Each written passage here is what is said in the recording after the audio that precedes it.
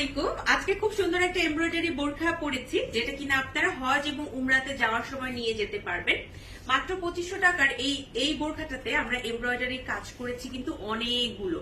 সামনের পোর্শনে দেখতে পাচ্ছেন খুব সুন্দর একটা এমব্রয়ডারি, এবং এইখানে লম্বা করে এই পোর্শনেও লম্বা করে এমব্রয়ডারি আছে।